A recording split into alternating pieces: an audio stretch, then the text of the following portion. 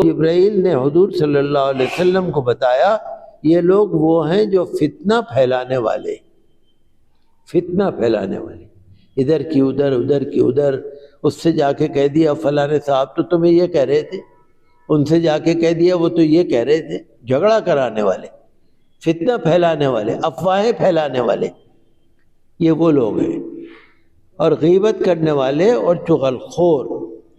اور آپ نے دیکھا کہ کچھ لوگ ایسے ہیں جن کے ناخن تانبے کے ہیں، بڑے نکیلے، اور وہ ان سے اپنا منہ اور سینہ نوچ رہے ہیں۔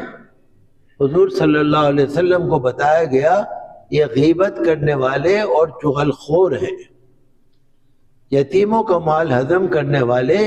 ان کا یہ حال تھا کہ ان کے ہونٹ اونٹ کی طرح پر تھے، اونٹ کی طرح، اور وہ انگارے پھانک رہے تھے۔ تو حضور صلی اللہ تعالی علیہ وسلم نے اس طرح کے مناظر دیکھے۔ ایک فرشتہ آیا جس کے چہرے پر خشکی چھائی ہوئی تھی، یہ جہنم کا داروغہ تھا۔ آپ نے جہنم کی جھلک دیکھنے کی خواہش کا اظہار فرمایا تو دوزخ پوری دہشت ناکیوں کے سامنے، حضور کے سامنے آ گئی۔ مطلب یہ ہے کہ حضور نے جہنم کو بھی دیکھا اور جہنم کے اندر جو عذاب ہو رہا تھا ان کو بھی دیکھا، اور حضور صلی اللہ علیہ وسلم نے سب لوگوں کو بتایا، جو ہمیں بتایا کہ بھئی یہ گناہ نہ کرو۔ یہ پہلے آسمان کی بات ہے۔ حضور صلی اللہ علیہ وسلم پہلے آسمان پر حضرت آدم علیہ السلام سے ملے، وہاں پر یہ سارے منظر نظر آئے۔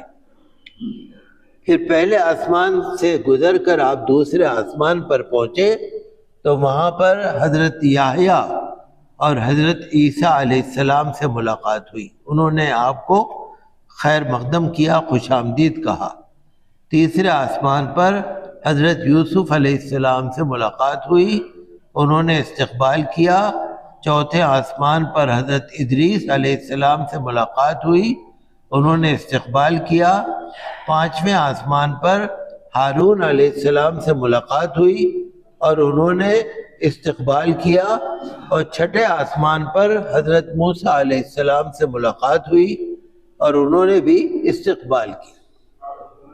ساتویں آسمان پر کعبۃ اللہ شریف کے بالکل اوپر، وہاں پر عرش معلیٰ، تو وہاں پر جیسے کعبہ ہمارے لیے ہے طواف کے لیے، اوپر جو ہے وہ فرشتوں کا طواف کی جگہ ہے، بالکل کعبے کے اوپر